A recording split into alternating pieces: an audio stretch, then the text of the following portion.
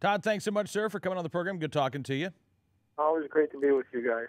And I got to say, this story from Chicago Magazine is absolutely unbelievable. Gangs and politicians in Chicago, an unholy alliance. I mean, Todd, we're talking about candidates actually going before a gang council, basically on bended knee, asking for the political approval of these gangs.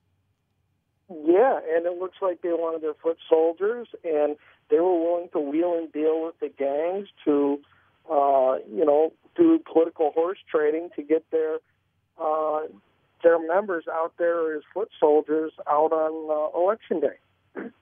You know, and apparently it extends far beyond Election Day as well. Chicago Magazine says most alarming, both law enforcement and gang sources say, is that some politicians ignore the gang's criminal activities. Some go so far as to protect gangs from the police, tipping them off to impending raids or surveillance activities in effect, creating safe havens in their political districts. Safe havens for gangs, but as we know, there's no real safe haven for law-abiding citizens in Chicago.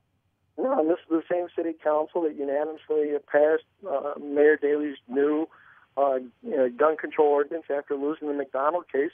I don't know, what are they fearful of? That they're going to get workman's comp claims out of gangbangers if they get shot?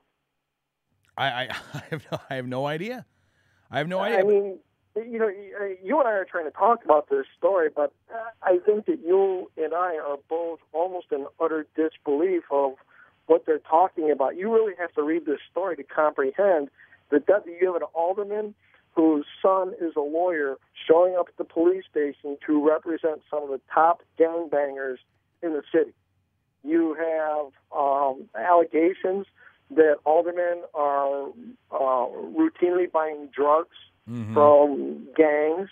You have them that they are steering them into contracts and trying to set up legitimate businesses as contractors to take advantage of minority set-asides. And the depth of this article is, I hope there's a part two that goes into. The only sad thing about this article is that Troutman's in jail, Schiller was left, and I forget the third one. They're all kind of has-beens that aren't really, all that relevant to today's political scheme. I'm wondering, but there was they quoted. The article said that there were existing aldermen that were still doing this. They just didn't name it.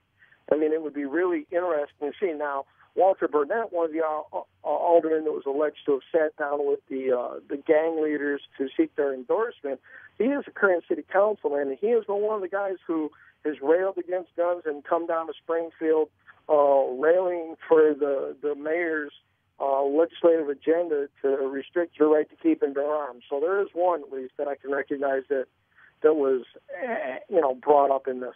Oh, really? Well, that's interesting. One of the other names, Ricardo Munoz, an alderman from the 22nd Ward, apparently a Latin king interviewed at the Cook County Jail, recalled that the top leader of his gang ordered every member in his area to vote for Mr. Munoz. Quote, every chapter had to vote for the guy. Anyone who is eligible to vote, that was a direct order. That means you can't say no. If you do, you face a violation. So vote for a candidate or face a beating or perhaps even worse.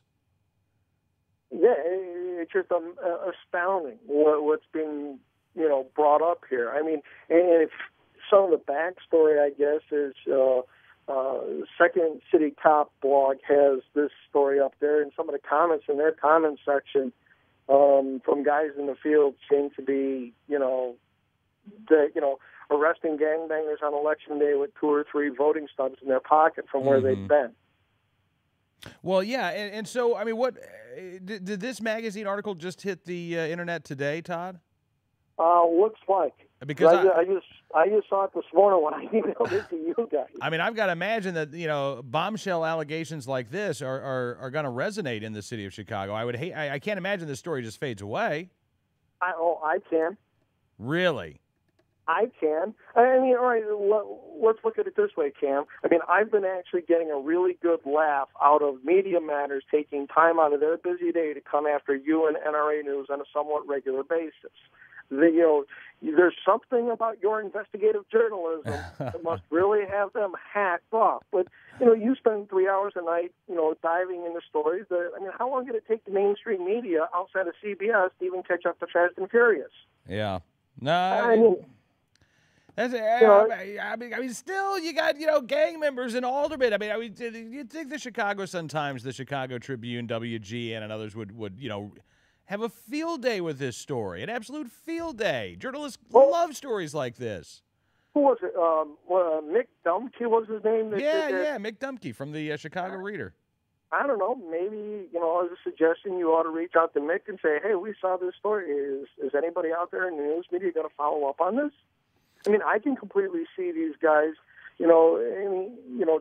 passing it off and turning a nose up to it because it's too much work.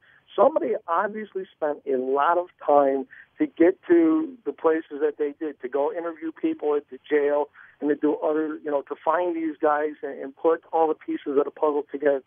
I'm astounded at the level of detail and what they put into this story.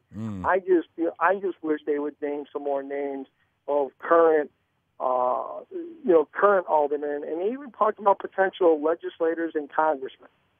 I would love nothing more than to see some of those names plastered out there and see how many of them are the rights-hating gun grabbers that so often get up there and bang their fists in front of TV cameras. Yeah, no, absolutely right.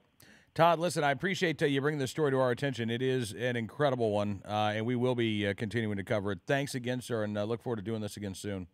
Always glad to be with you guys. Todd Vandermine, NRA's Illinois lobbyist, joining us here on NRAnews.com.